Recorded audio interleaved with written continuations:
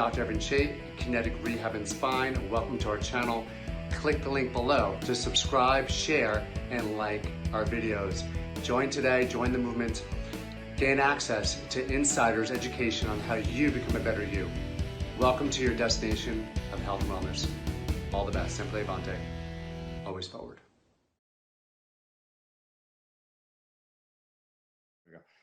All right, so here we are. I got a very good friend of mine, dear friend of mine. I've known him for, the first course I took of yours is almost like 10, 11 years ago, maybe 12 years ago. Yeah, it's over a decade ago. Yeah, over a decade ago. So I got the master himself, Sifu Paul Wong. He is one of my teachers in Chinese energy medicine. I started studying with Sifu Paul Wong over a decade ago on Qigong, Chinese energy medicine, and he's actually recently, over the past few years, evolved what he's done in the past, and I started studying with him again on his new principles and concepts of how to use energy medicine to really help the masses at a very, very, very deep level. So, Sifu Wong, please introduce yourself to our audience. I'd love to be able to learn more about you, and I'm sure they want to learn more about you as well. So, give us a little background of how'd you get involved in Chinese energy medicine, and what was the evolution of Sifu Wong? Well, hi everybody. Thank you, Evan, for having me on your show. So yeah, it's been about 10 years since we met, and there's been a lot of evolution. Well, I first got into it just because I was sick. Okay, so suffering gets us on a journey to seek answers. What I got sick with was a number of chronic health issues, skin, lungs, breathing, asthma. So it took me on a journey to study a number of different healing modalities like the Yuan method, body talk, EFT. So about 10 years ago when you met me was when probably a year after I started my practice. And what I learned at that time, the methods I already mentioned, was that it was giving me some good benefits. It was helping me start to resolve the issues, but it didn't really solve all the problems. So a number of years, maybe 3 or 4 years later, I met a humanitarian. They call her the Hugging Saint, and she comes to the U.S. In different cities, and she would hug thousands of people. And she has an ashram in India. So life took its way to take me to India.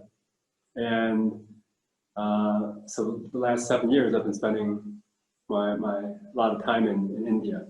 So why did I spend time in India? Because it was for meditation, for just my inner work, inner development. And what I discovered was that there's a lot of in meditation. If people do meditation, you could start discovering a lot of your inner blocks, a lot of stuff that you never process. And these are stuff that you learn from your parents, and your parents, they learned it from their ancestors and the collective humanity. So these are behaviors, our attitudes, how we relate to each other. So some of us might think that we relate to each other well, but then if you're feeling bad after the conversation, if you're in fights or arguments a lot, that's not really in harmony. So I was living life not living in harmony for a long time, and I thought that this was normal because that's how my parents behaved. That's how they related to each other. A lot of bitterness, anger, like. Just when if you didn't get what you want, there's a lot of just hatred and demanding. And this is how we lived at home, and this is what I absorbed. And it was causing me to have setbacks in health, personal relationships, business relationships, because this is not how you relate to people if you want to have harmony. So if you are, even this means for people that are successful, even if you're achieving, even if you are successful, but there's a lot of stress in your life, if there's health issues, it's because of a number of these factors that we just mentioned. And so meditation, doing the inner work, is how I start seeing there are a number of unconscious issues, roots that needs to be pulled out. So, so the work that you've been recently experiencing, some of my more recent work, the heart wisdom process, it's really about having the conscious mind observe our unconscious reactions or responses. So if you can observe it, then our pattern that we had for years, and for some of us even decades and generations, they can be actually released and let go of. And we don't have to hold on to them. Let's talk about that for a second, because I think that we assume that our conscious mind is our mind, right? Mm-hmm. And this is different than genetics, right? This is different than heredity, right? Mm-hmm. Carl Jung talks about it as a collective unconsciousness, right? In your experience, how much have our ancestors and the programs of society have influence over us even today, even our conscious mind? Yeah, that's a really good question. I think the best example I've heard is there's a Indian mystic. He's on YouTube called Sadhguru. I think he once gave an example. He said these cows were electric shocked, and then 10 generations later, the calves will never go near the electric fence because of the generations of trauma. So if you look back into your heritage, if there was a war that you lived through, if there was violence, if there was abuse, if there were poverty or famine, some of my clients I have worked with, actually during the coaching sessions, maybe they have weight issues or they have some type of health issues. And from the work that we're doing, they all suddenly have a flashback, a memory of, my mother told me all these horror stories about the Great Depression, and that's why I have my food issue. Okay, so these are all in the subconscious, unconscious mind, and our body is living on autopilot. So we have to detox these programs if we want healthier, happier lives and have less stress. And you can still get to your goal, but you could just be less stressed and less burned out. So what you're saying is a lot of our behaviors and behavioral traits are actually just triggers or reactions to the triggers of possibly our ancestors, or possibly something from the subconscious mind that we might have seen on TV that might have been a trigger, right? Yeah.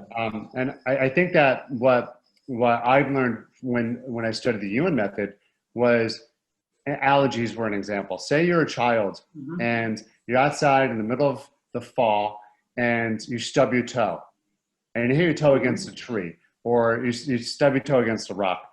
But then there's an emotional trigger that's attached to that season. And so from that year forward, you have an emotional attachment to the fall. So every fall you have allergies or reaction, right? Which is a very unique Chinese medical approach, or energetic approach, I should say, because it's not just Chinese energy medicine, it's all energy medicine, where Western medicine looks at it from a different perspective. It looks at it from an anaphylactic response. Yeah. What have you experienced that is relatable to that? Yeah, that's totally accurate, because especially in the way we've been conditioned in the West.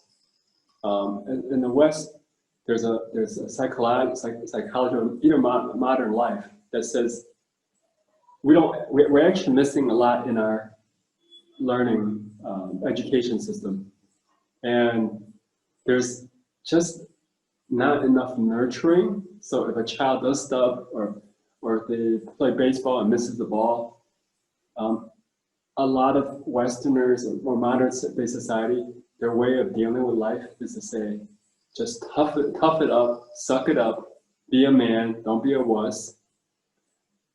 So life from the East, they talk about the yin and the yang, right? There's a masculine principle and feminine principle.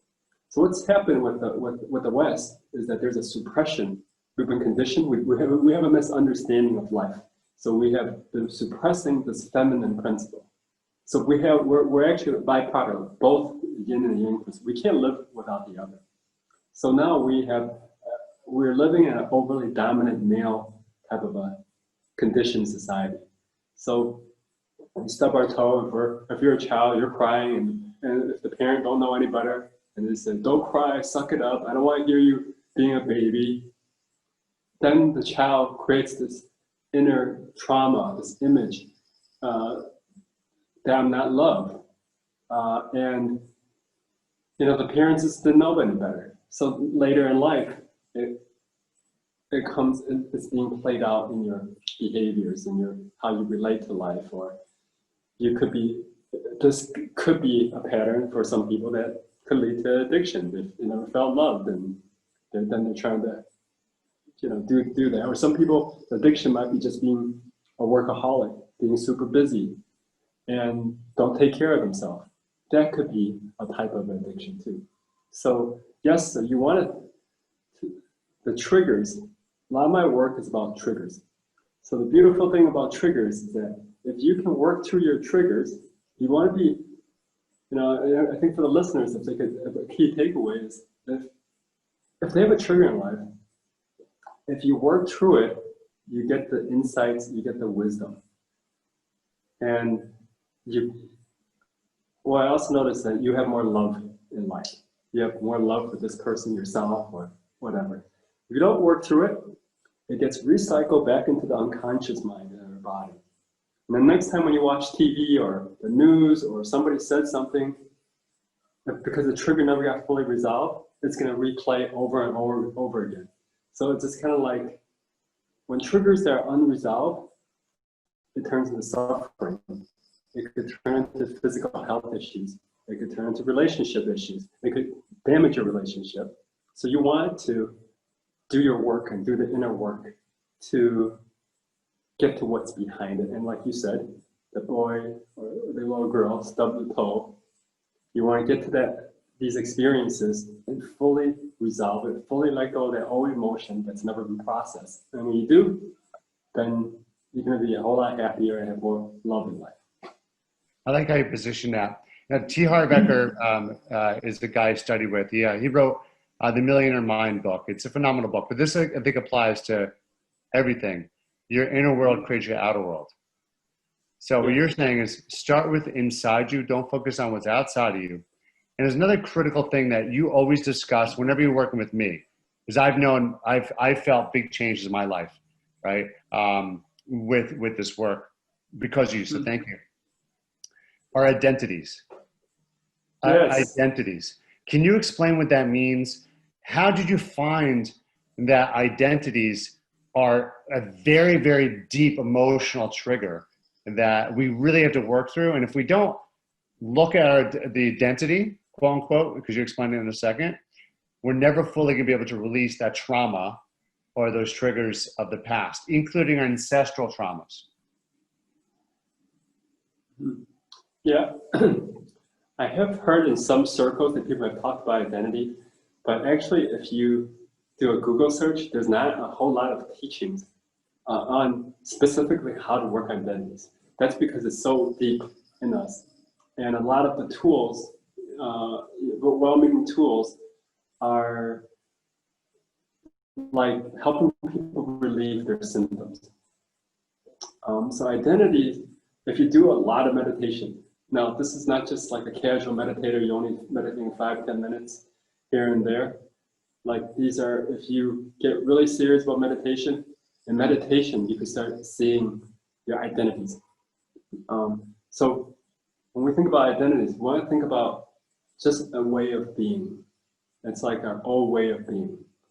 So a belief can be an identity, an emotional response can be an identity, just a reaction, as long if it's a conditioning that it's been there for a long time, it could be identity. So when you did the training a few days ago, right, like sadness could be identity. If you meet people, some people are just, they always have that sad look, okay? Or they always have that angry look, or they always have this like they're always worried about something.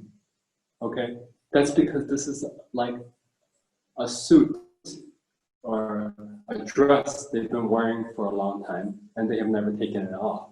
Mm. So, so this work is really about taking off these layers of different ways of being, like different clothes. If you want to think about it metaphorically like that you just won't throw out. You know, like some people have some identities could be I'm a tough guy identity, okay, and chances are they probably got hurt somewhere along the line. They could be abused, could be beaten up, or whatever, that they didn't feel loved, and now they're saying I need to put my tough guy suit on all the time so I can feel protected. And it's a lot of this work is about getting behind the identity, shed these identities. And when we shed these identities, we actually have more love in the inside. So that's the goal, is to let go of as many identities as we can. It's just like you probably have your own expansion of how you experience life as we work through and let go of these identities. Oh, totally. Totally. In fact, Yeah. I have for martial arts, and what really attracted to me to Sifu Wong was when I was studying the Yuen method, I came across Sifu Wong's approach to the Yuen method. It was slightly different, and I thought it was much more targeted, much more laser-like, because the workbook of the Yuen method is like this thick, and there could be maybe 500 or 600 things that you test for energetically. That could be a trigger. What Sifu Wong in his old methods, what he does now is much faster, much easier. Trust me. That's what I'm studying with him. But he would have maybe 5 to 10 different triggers that he would scan the body for, correct those, and then the pain would go away. And so the other day we were at a seminar. He was teaching a seminar to a group of us all over the world, by the way. So he does trainings all over the world. And the heart wisdom process, I've had pinky pain for some time, and it's from martial arts. I think I probably got hit by a stick because I do Kali Filipino weapons, and just probably got hit by a stick. So it's been bothering me, opening and closing. Now, I had my doubts, being a physical therapist, acupuncturist, herbalist, nutritionist, and energy worker, right? I'm like, it's probably not going to work. I think I really need to go in there and like dig it out. And the class did some work on me, and it just didn't. It was feeling a little bit better. And then Sifu Wong was like, "Evan, it's an identity issue," and he asked the question, "Evan, who will you become? You don't know who you can become if you don't let this go." Pretty much along those lines, right? And like your body's stuck; it's holding the symptoms. And the moment he did that, I was able to open and close my fist. Now, it's not 100% yet, but in a couple minutes, what I'm going to have Sifu Wong do is not just work on me, but work on everybody. This is a surprise to me. Would you be able to do like a 5-minute session on everybody in a couple minutes?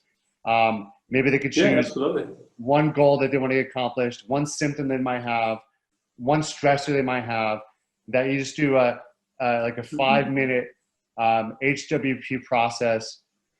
Maybe teach them a little bit how to do some healing work for themselves. Would that be okay in a couple of minutes? Yeah, absolutely. All right, perfect. So before we get there, because I want to be mindful of your time, because I know your time is really important. Can you, from your perspective, because you spent time in India and ashrams and around some of the spiritual leaders in the world, what is your perspective, and what is the gurus' perspective on what's happening right now with the global crisis of COVID and the emotional turmoil we're having in society throughout the whole entire world? It's not just happening, apparently I was talking to Sifu Wong, it's not just happening in America. It's happening in India, and it's happening all over. Yeah, I actually was at the ashram before the COVID hit the States, and before it hit Italy. And I was talking to at this temple that I was visiting, I was talking to one of the priests, and he actually said, hey, this COVID was actually written up in the scriptures that was from a sage or a saint from thousands of years ago. So it's not, at least from him, right? It's not this made up thing. It's actually, it's happening because humanity has been out of balance with nature. So we talked about the yin and the yang before.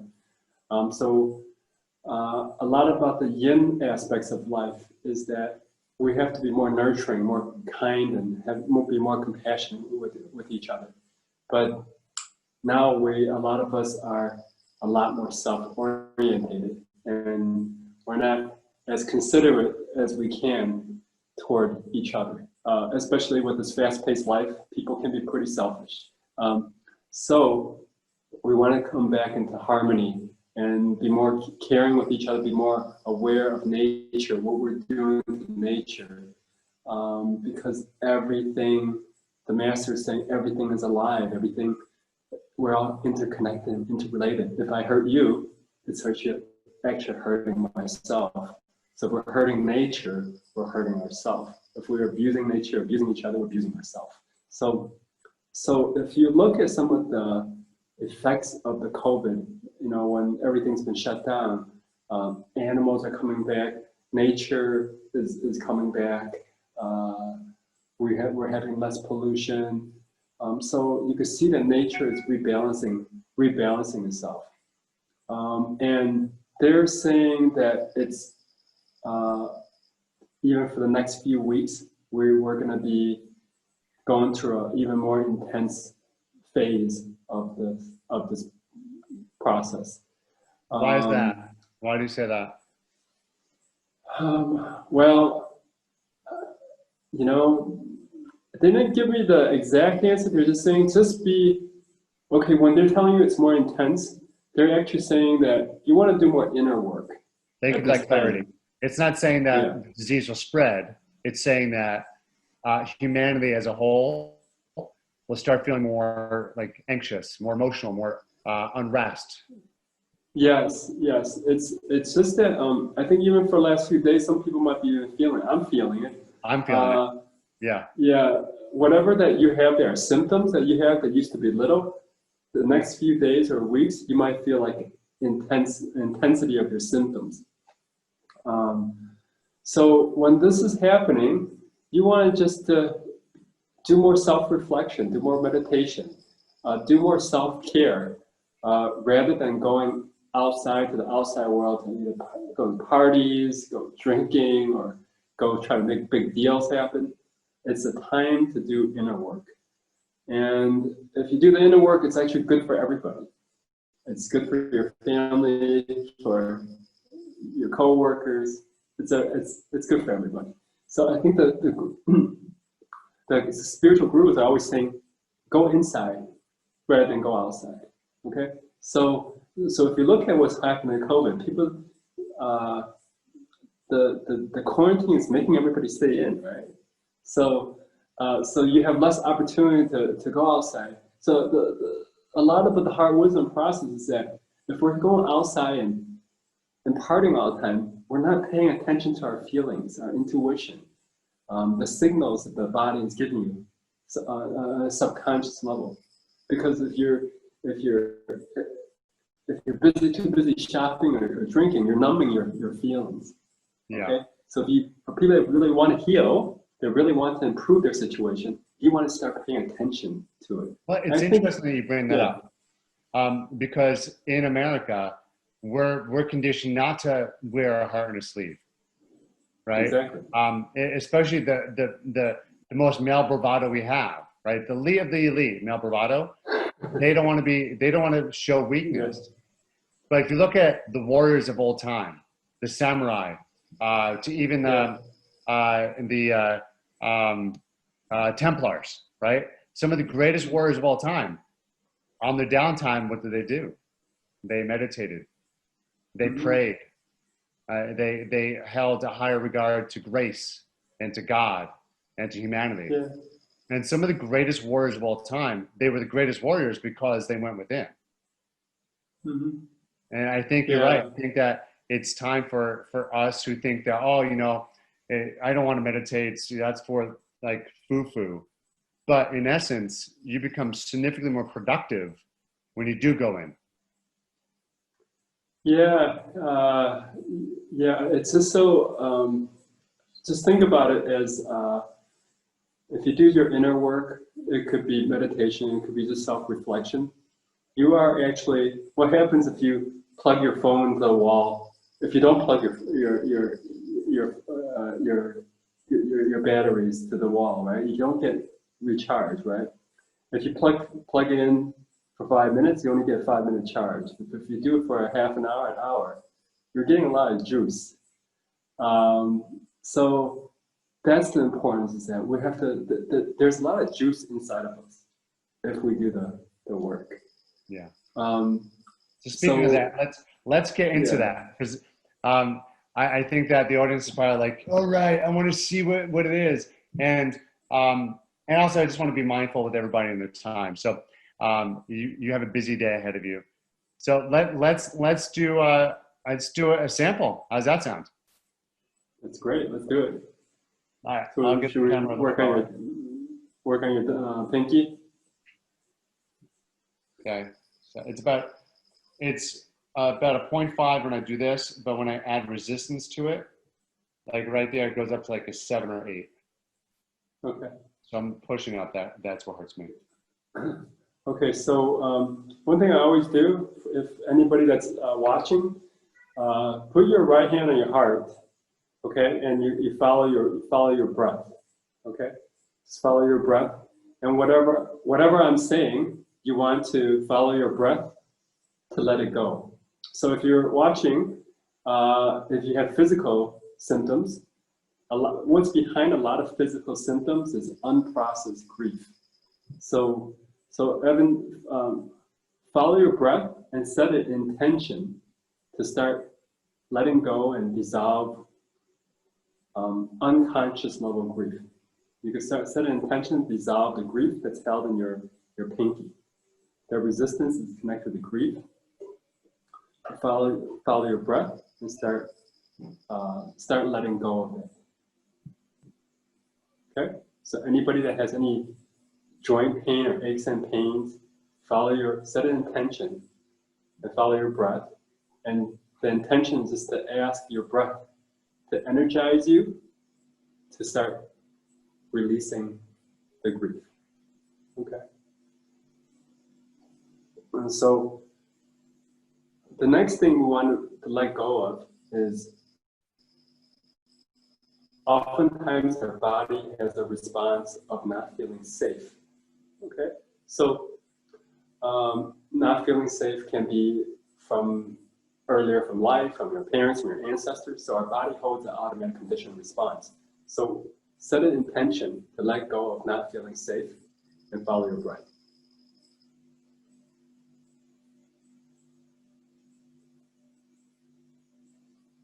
Okay, good. And the next thing I want you to do is to set an intention to let go of worries about life, worries that the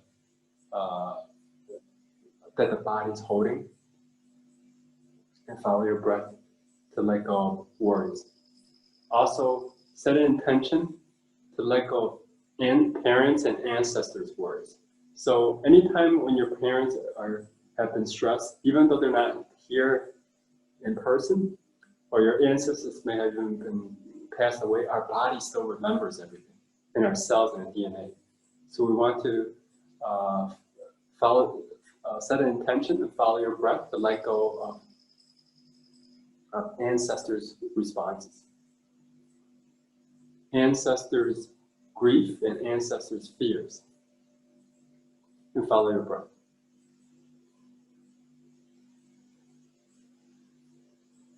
Ancestors not feeling safe, follow your breath and let go of that. Ancestors, whenever we have suffering, then we start to lose our trust for life. So set an intention to let go of not trusting life passed on from the ancestors, and follow your breath.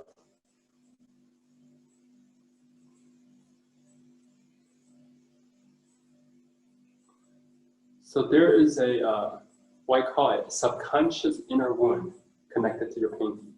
Okay, and I teach an inner wound technique, and the technique is about just touching the wound, even though you don't know, your body unconsciously is holding it, and you don't have to know the exact details. It could have been some event, circumstance, or appearance. Your unconscious still have a recording of that. So you want to just set an intention to touch this inner wound. Okay? So in the wound, there is responses about not feeling safe. So you want to touch not feeling safe and follow your breath.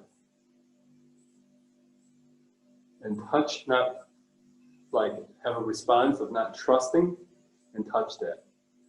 And touch any type of fears. So why do we want to touch, right? We want to touch is that our heart has a consciousness connected to life, connected to the universe.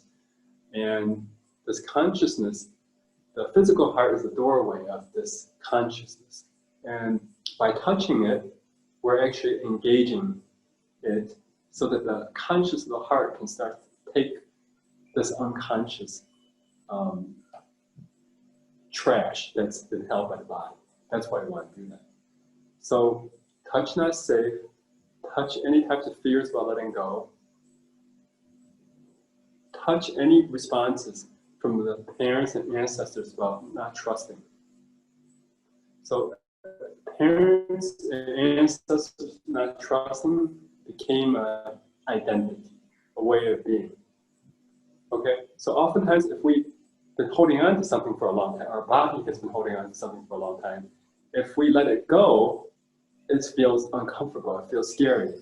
Okay, so you want to reprogram the body just by a simple suggestion. So the idea is that you say this to reprogram without trying to mentally get a mental answer. So you're using this technique by saying, you're saying this to the body to feel a response. So you say, who am I on behalf of your ancestors if I could trust more? If I could trust more, trust life more. So you're replacing the old program, which is not trusting. And by saying that to your body, to your cells and your DNA, you're giving it a suggestion to reprogram it. So you say, who am I if I could trust life more, trust the universe more, and follow your breath. Okay, good. So now check your pinky and see how that feels. First of all, I feel incredible right now. Yeah, so it was 7 or 8 before. I'd say it's down to probably 1. Okay, so let's see if we get it down under a 1. And so your pinky, there's something about it that still wants to hold on. Okay, so it's not safe to fully let go. Okay, so the pinky is saying, if I fully let go of this, like not letting go is an old way of being, an identity.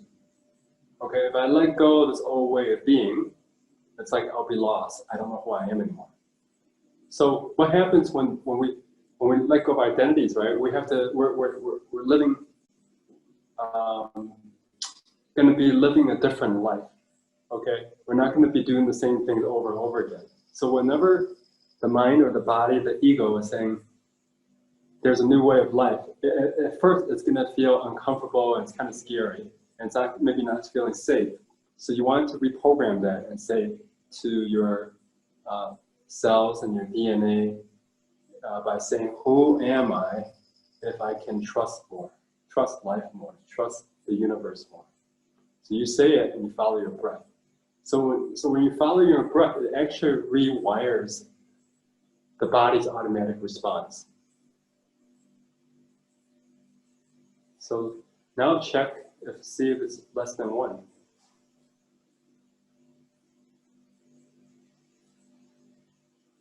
Oh, definitely. Yeah. Okay. Yeah. Okay. And the audience could have substituted pinky for knee pain, anxiety, stress, worry, fear, right? Mm-hmm. So when they replay this and watch this back, they could easily just fast forward to the section and watch it again and again and again, correct? Yeah, they can watch it and get it. And, you know, we're training new instructors, and hopefully you'll be an instructor of this soon, oftentimes if they watch this, they could start to get this, how it works. But if you don't get it immediately, it's good to work with a practitioner. Once you experience it, it'll totally make sense. It's like here, you know, so Evan's been in the water before, okay? So if you talk to him about swimming, he understands it. But if you're watching somebody swim, it's still not the same thing as you go into the water, okay? If you read a book about swimming, it's still not the same thing as being in the water. So eventually, if you start to experiencing this, you could start to maybe put your foot in the water a little bit. But if it doesn't make total sense, it'd be really beneficial sooner or later for you to experience it either to an in-person session or a class, and then you'll get it. That's how. And you do one-on-one training with people all over the world, right? So yeah, I've been doing this. Yeah. If someone wants to train with you, if they want to get treated by you, I can't say treated, right? If they want to get a session with you, how would they go about doing that? They could go to my website, theheartwisdomprocess.com, and contact me there. Theheartwisdomprocess.com? It's just heartwisdomprocess.com. Okay, Heart Wisdom. I'll have the link below. Heartwisdomprocess.com. Great. And Yes. if they wanted to become an instructor in the Heart Wisdom process, how would they contact you?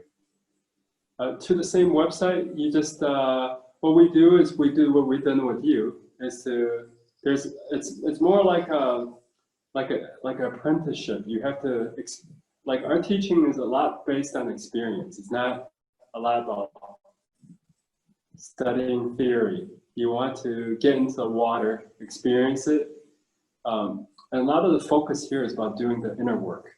If you're good at doing the inner work on yourself, helping others is not a problem. It's just like you were doing the inner work yourself, and then the other day you're like, hey, can I practice working identity on somebody?